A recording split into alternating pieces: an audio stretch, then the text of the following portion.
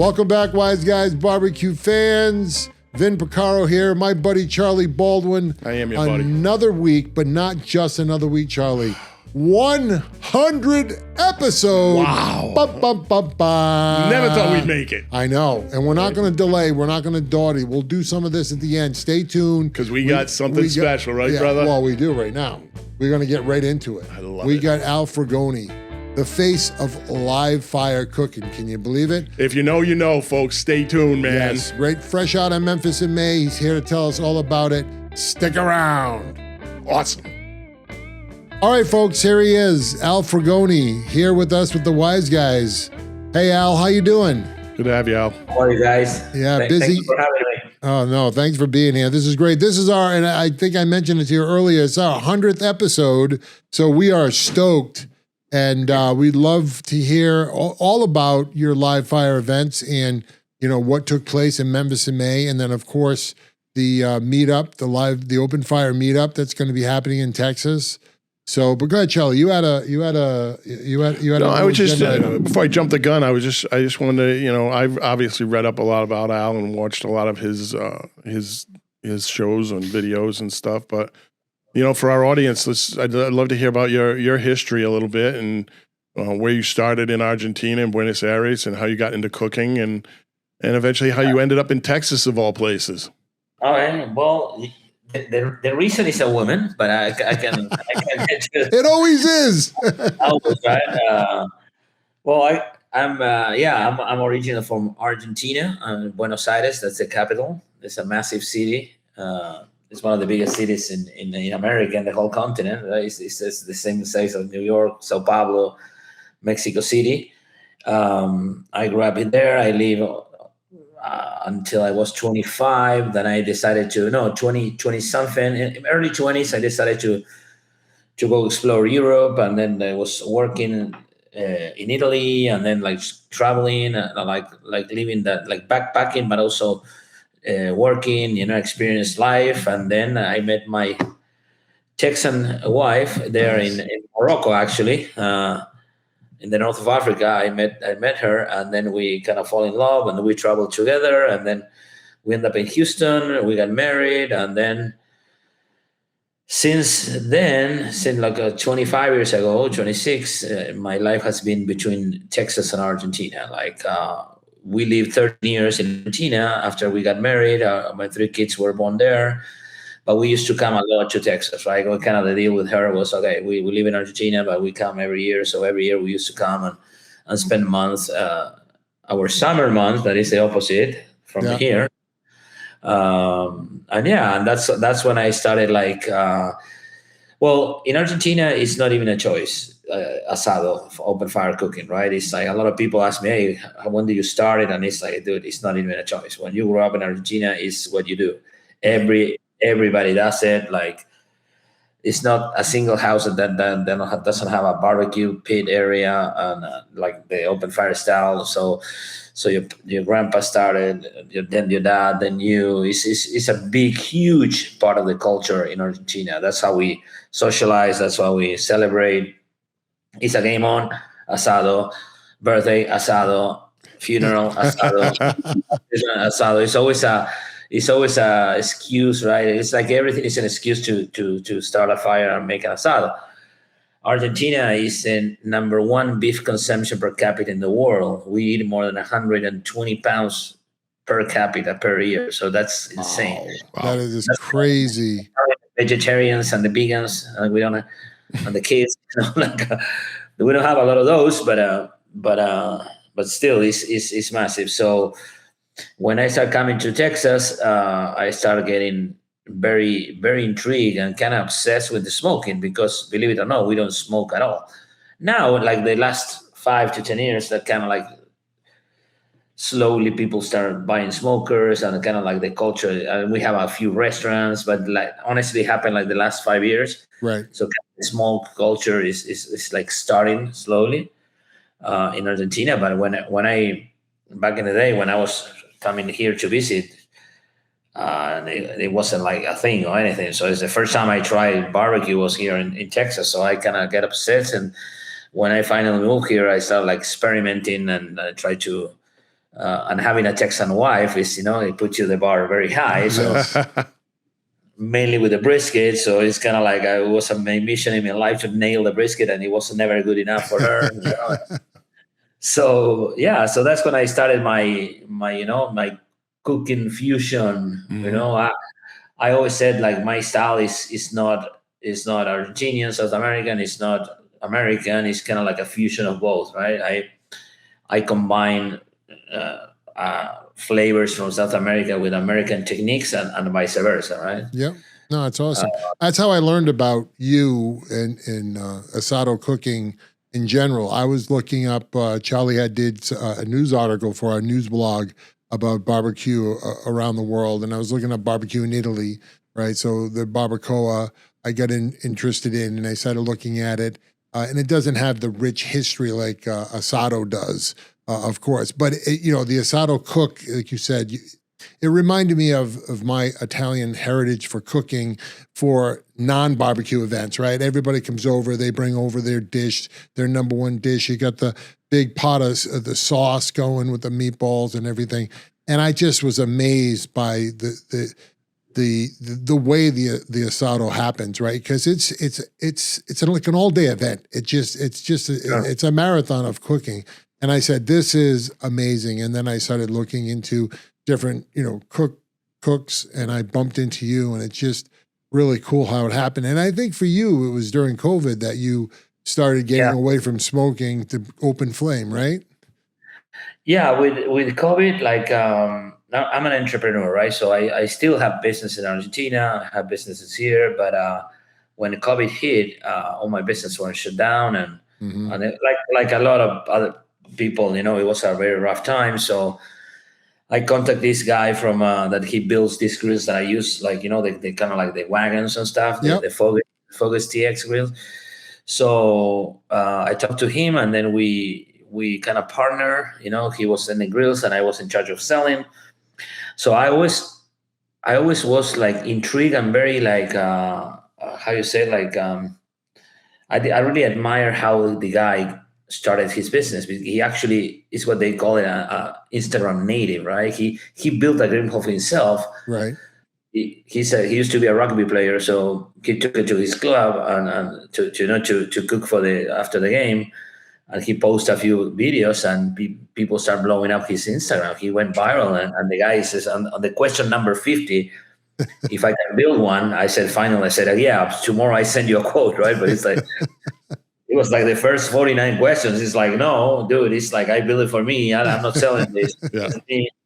So then it's like, I'll start doing it. So he built that. So that story always like called my attention, right? As an entrepreneur, I said that this thing is powerful. And now actually people don't know, but 5-6 years ago, I was a social media hater. I was the guy that wasn't in social, and not even Facebook, right?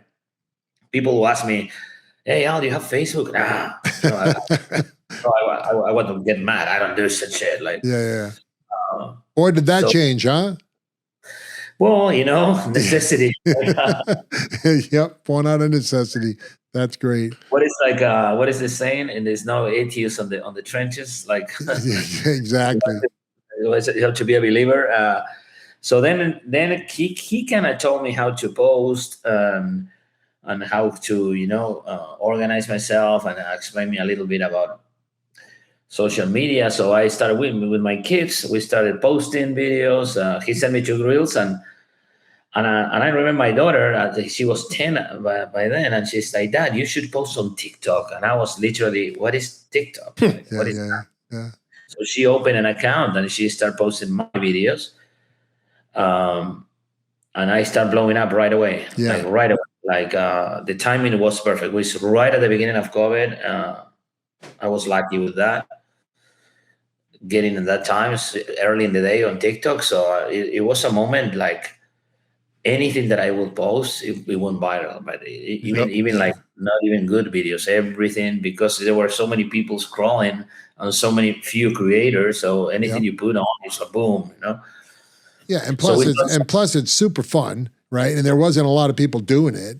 It's amazing. I think that's what a lot of the success was for you at Mass and May, and I think your continued success that you'll have at Open Fire at the meetup, because, you know, in my opinion, and Charlie and I talk about this all the time, we started competing in barbecue this year for the first time under the Wise Guys moniker, and it's fun. It's a lot of work. I can't believe these competitors do what they do. It's crazy investment, crazy time consumption, and it's so limited to the public because there's really not much going on for the public, and then everything's kind of enclosed in quarters, right?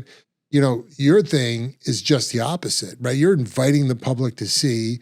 You're doing open judging for the competitors, and the tables are they're so extravagant. There's so much fun. There's things spinning in the air, right? There's food all over it. It's just wonderful.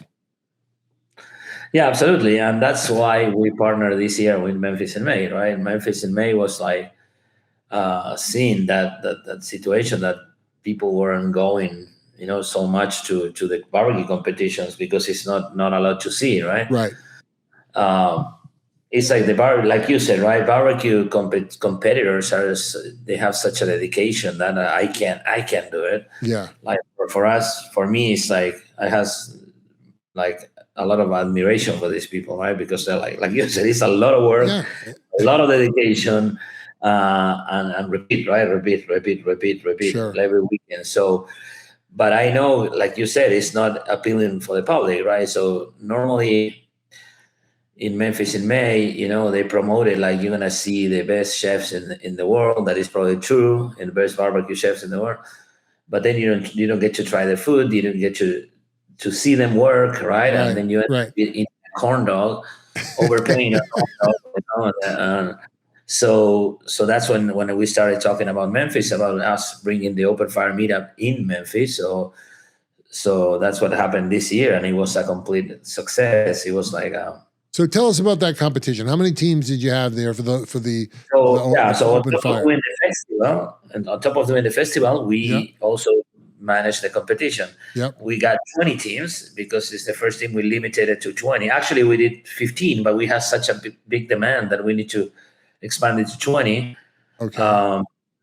And it was amazing. You know, honestly, everything went super good. I have an amazing team. Mike Starr, you know, he ran all the competition side. Yep. We've been doing this together for the past 3 years, and he specialized in that. He perfected it, and also he developed an app that we had for the judging. So the judges were using their own phones with the app to score. So we had the results right away. That like literally 5 minutes when they were down, that we had the results live. Wow, that's great. So yeah, it is ways that gives a lot of transparency, right? Like efficiency. I think people love it because our system is we got inspired in Memphis like 3 years ago when we started doing it in Hondo in Texas. We do the finals. We do on-site judging and we do the finals, right? So as soon as we got the first round, right, 20 teams, then you know we had the 4 finalists like right away, like literally like 2 minutes after all the judges try all the food, we got the finalists, and then we went to the finals, and you know, and then we announced the next day, right? But again, also we had it right. But so what are the competitors cooking? What are they being judged on? What is? Because I know it's different from barbecue where there's no boxes, there's no turn-ins, right? It's a little bit different. There's an interview at the table of the competitor, right? Exactly. Yes. So. Yeah, I wish Mike is here so he can explain much better than I. But that basically we have is a whole experience. They have 20 minutes to do the presentation. Yep. For this particular, you had 4 courses. You had an appetizer. You had a soup, appetizer, yep, and dessert. And the entree had 2 sides, I think, a starch and something else. Yeah, and then a dessert. Yeah, I'm telling you, I love this stuff, Al. I love this stuff. Yeah, that takes it. How long does that take? Is that a 20-minute interview? It's a 20-minute presentation, yes. So they can utilize those 20 right? minutes, however they want. So, and the So presentation. that's 3 an hour. And then you got 20 teams. So you're going like, close to 7 How many hours. judges, Al? Yeah. We had, on the first round of judges, we have 4 sets of judges. Okay. 4 sets. Okay. All right. So there you go. And then from there you get down to four finalists. Teams. Yeah, exactly. So 5 teams each. They take like, each judge, probably 2 hours, and then each winner of each set of judges, they go to the finals. Gotcha. Now, all right. So when they go to the finals, is that the next day? No, the same day. Like, let's say I think that they have 24 hours to cook. So okay, it started Wednesday at 12. Yeah. The first round started at Thursday at 12. Okay. The finals are like 4 p.m. So they have, if you're in the finals, you have to, like be ready. Yeah. Well, it sounds like you're upsetting. Well, maybe I should wrong, but it sounds like you're upsetting the tradition of these barbecue, contests where you're very fast and information comes very fast, as opposed to, a bunch of guys sitting at a table marking scorecards and collecting the scorecards and count them out, and then it just seems you're onto something very streamlined. Yeah, I think. Yeah, like you said, I wouldn't say offset. I would say we are changing the game, right? But again, we're bringing something new. We're not pretending that the barbecue competition is going to change, because it's awesome how it is, and it has so many fans and so many competitors all across the country, right? Yeah. So, but I think we're bringing something new, something fresh. The fact that they can cook anything they want, they can pick protein. You can go shrimp versus Wagyu beef versus alligator, whole hog. That also. I think I believe that when you give freedom to people, the creativity pops up, right? Sure. Like so, and also having international teams, they give they want to come and share their culture, right? Mm-hmm. They want to come and everything that they do is about themselves, is about their story, right? So even the teams here from America, like we have the California guys, and they're a group of friends, and they tell their story and how they mix the flavors, and they did awesome, and they did basically chicken wings and other stuff, right? And it's like, that's amazing to see. And I remember a couple of years ago when we started with this idea 3 years ago, when we said they can cook anything they want, somebody told me, well, Al, but if you do that, whoever can afford Wagyu beef is going to win. Joke on them, because always, like last year, chicken wings won, and pork belly, porchetta, that is probably the cheapest cuts of meat that you can ever find. Right. So it's not about, so it's not about the quality of the meat. It's about the story behind how they cook it. And I find that amazing. What I love about the open fire cooking and the asado style is it's more, I try to explain it to people. It's not like barbecue where, a lot goes into the marinade of your meat. It goes into your trim of your meat. I mean, you have to be a good butcher, I think, to be a good asado cook, because you got to know how much fat to leave on the beef or the meat or whatever protein you're cooking. But it's that fire management, and it's knowing how to control your proteins around that fire that's so much different than a smoker, because smokers are. Absolutely. It's and I always say that when I do a lot of classes, that's the thing that I like to do the most.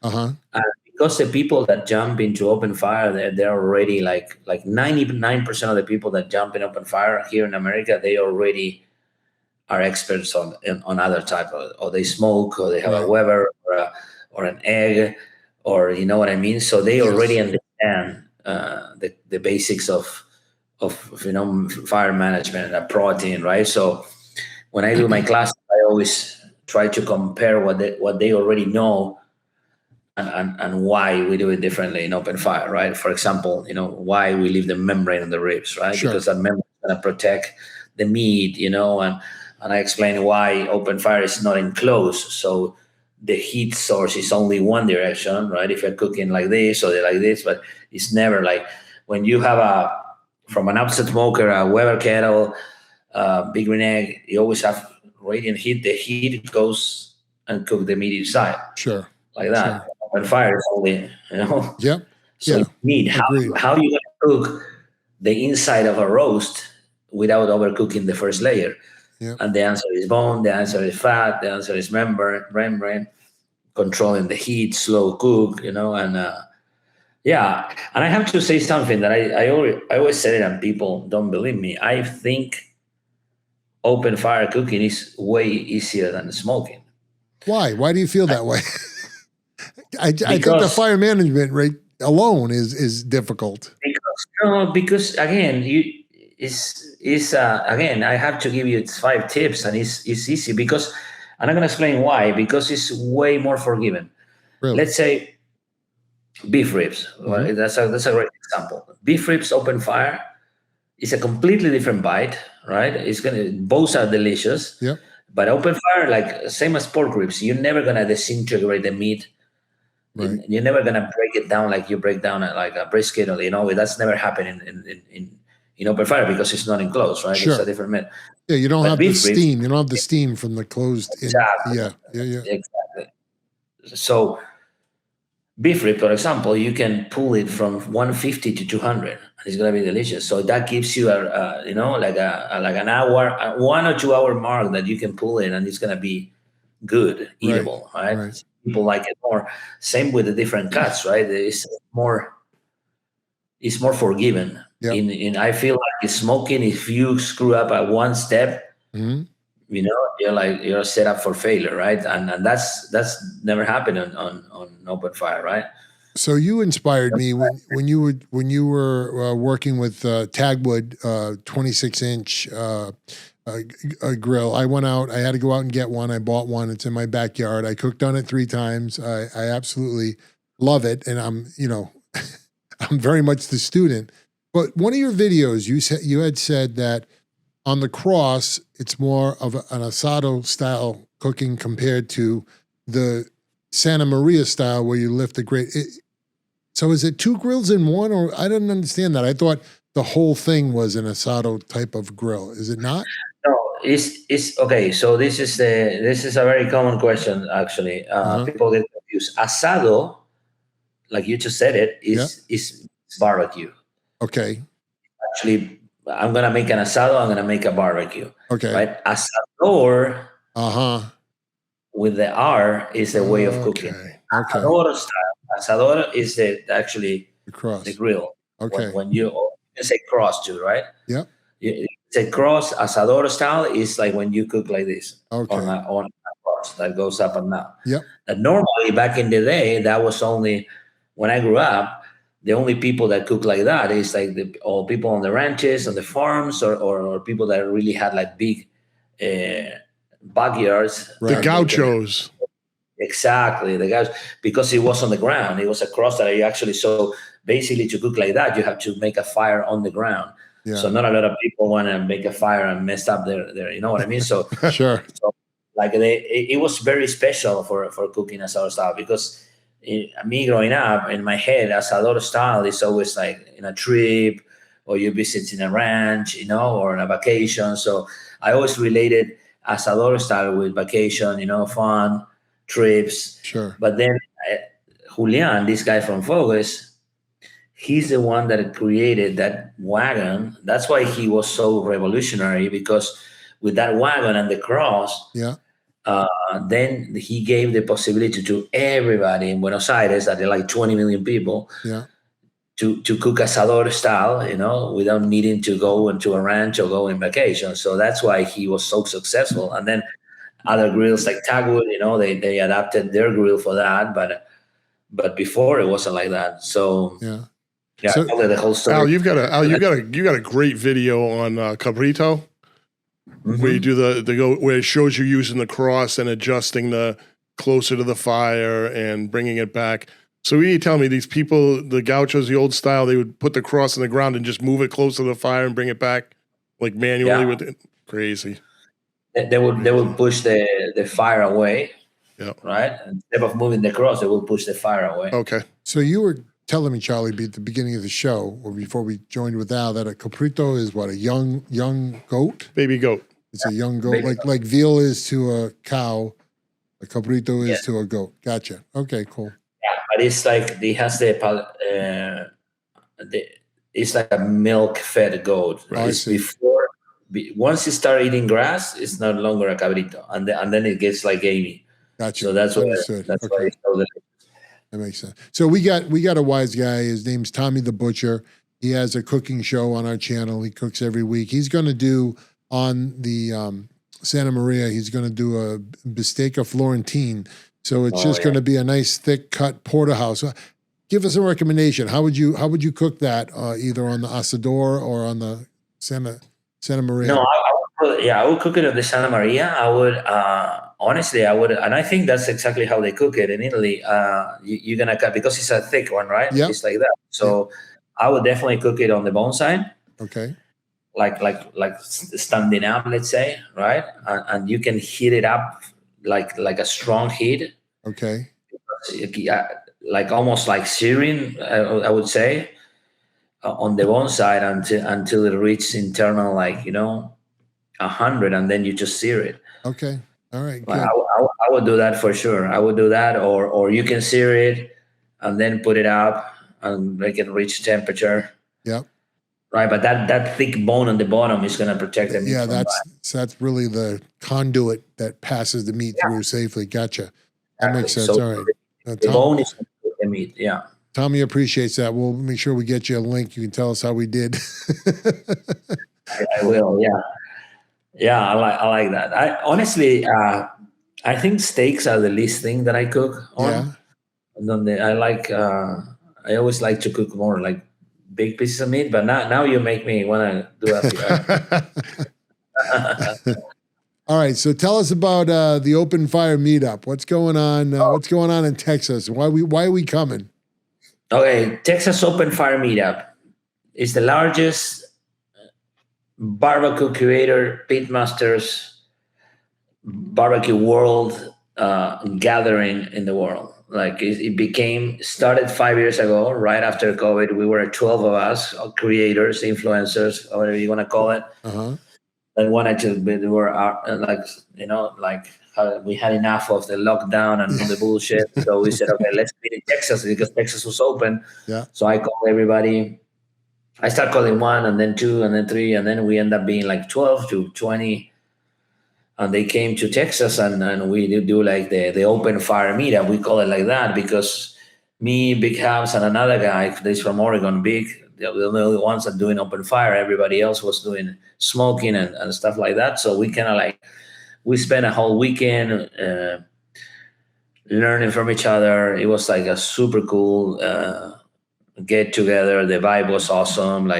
But the vibe of the whole event was like teaching each other, sharing what we know, and sharing the same passion that we have, right? And our culture. So it was amazing, and we took the internet by storm, right? Because it was like huge, because imagine on the lockdown and then 20 creators, and we were back then we were like not as big as now on followers, but it's like we were like probably everybody was, we all grew like this, right? Yeah.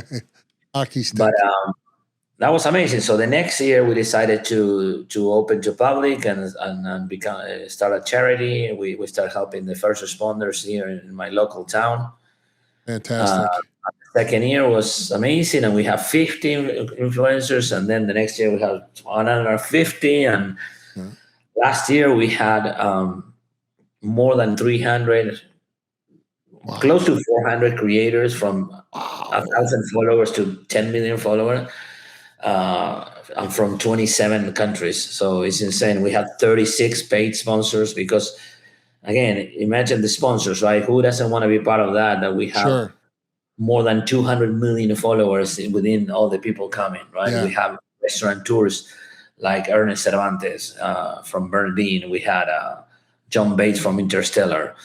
Right. We have all the competitors. We have Taffy Stone, Jess Brass, Malcolm Reed, Heath Riles, you name it.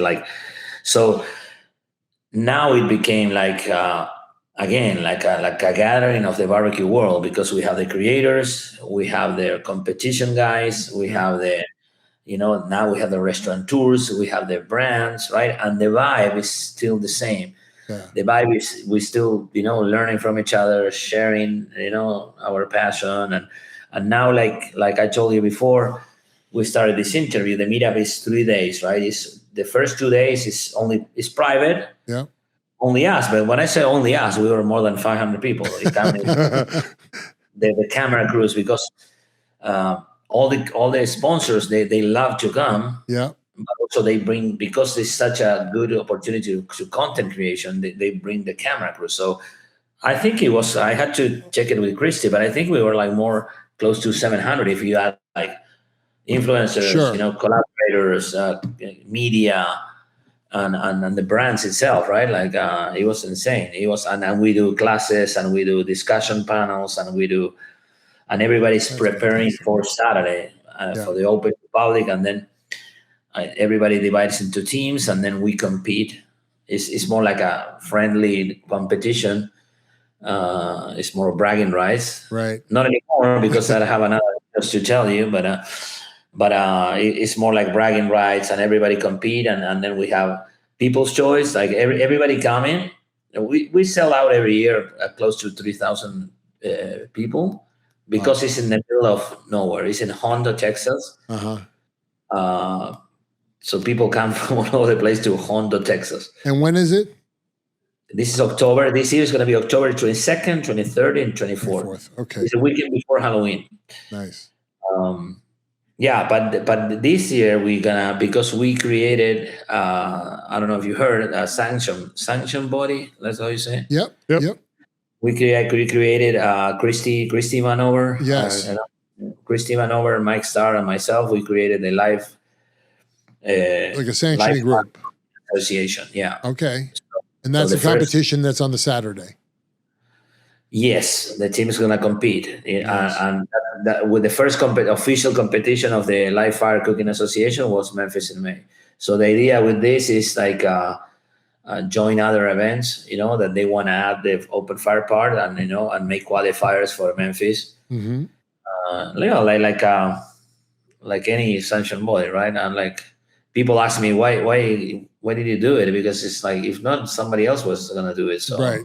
Good point. And I do it, right? And having Christy in our team, right? And she has so much experience and all that. I think she's part of the KCBS, so she's the one. Like, she's awesome. Yeah, she's awesome. Yeah, how'd you run into her anyway, Al? How'd you guys meet up? Yeah, good question.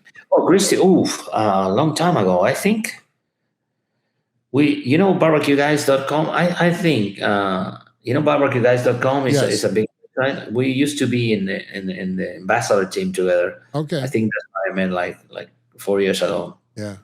She's great. And we always talk, and I always have a lot of respect and admiration for her. Like, and she's always happy too. I love her. Like, it's always, she's always in a good mood. She's always like, she got a very infectious personality, right? Yeah. She very positive. Yeah. Everybody, she gets around her barbecue family. That's it. She loves it. Yeah, and she started with us like last year officially, like helping on the events, and she changed the way we do everything. She's such a bless to have her on the team. Same as Mike. It's when you build a team, you feel you can do anything, right? And sure. Yeah. It took me a while, but now I have a great team. My boys, right, they work with me. They do all the operations, logistics operations. Oh, your children? Yeah, Luca's 22, but he basically runs all the operations. That's great. I didn't know your boys were that old. That's great. We appreciate you being here and having us hook up with you, and we wish you all the best of luck in everything you do, of course. And you can only imagine we'll be outside on our Santa Maria grill making some great food. So, Al, I just want to embarrass him for one second, because this is what I do. you are one of his heroes. Yeah. Just as you can tell.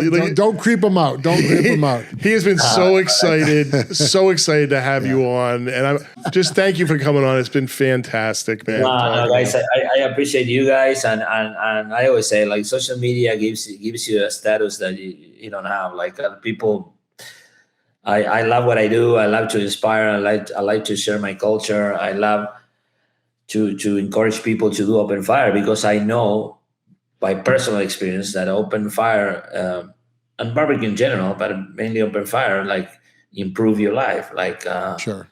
It makes you, like forget about some shit going on. It makes you a better parent, a better husband, a better wife, a better neighbor, a better friend, Absolutely. It clears your head. So I really think that is important for people. I have a lot of DMs of people like going through a rough time, and they telling me like, dude, thank you, because this is helping me to move on, and that this stuff happen, and it's helping me to. Well, my friend, thank you very much for this. We truly appreciate it, and you're a made guy now. That's it. You're made. You're a made guy. You come to New England, you see us. You're in the family. You come here, you talk to the boys. I was made on the episode of 100, man. That's not. Oh yeah, you are a 100. We're excited. So thank you very much. Been great. Wow, that was a fantastic interview. Again, every time we get these people on, I'm like, this can't be as good as the last person, and yet it is. And this is our 100th episode, we killed it. Al killed it. Al, thank you very much. I'm so glad Christy hooked us up with you, because you are the real deal and an inspiration, and we appreciate you being here. Great interview. We are going to see you at the meetup in Texas in October.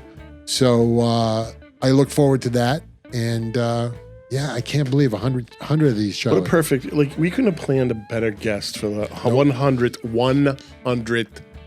podcast. Yep. Couldn't have got a better guy. No. And a lot of great information too. Yep. Especially, you're just dipping your toes into the cooking style that he's talking about. Everybody wants to get on the Wise Guys. I love it. So we'll let the train run on. I hope we get some more great people, and something that's happening right now, which is amazing. We did a destination queue of Chubb's Blue Pig, which is blowing up right now. It's not even been out for 24 hours. I think it's over 600 views. People are loving that, and it's a great video. I meant to tell you. I watched it so late last night. Yes. The first time I was just kind of but that really came out good. It did. From the pre-production and the getting the B-roll the day before and then editing all together. Yep. It just came out great. A lot of great action. Check that out, guys. You'll love that. And go out and eat some more barbecue, and we'll see you next week. Try Chubb's out, man. It's fantastic. Adios.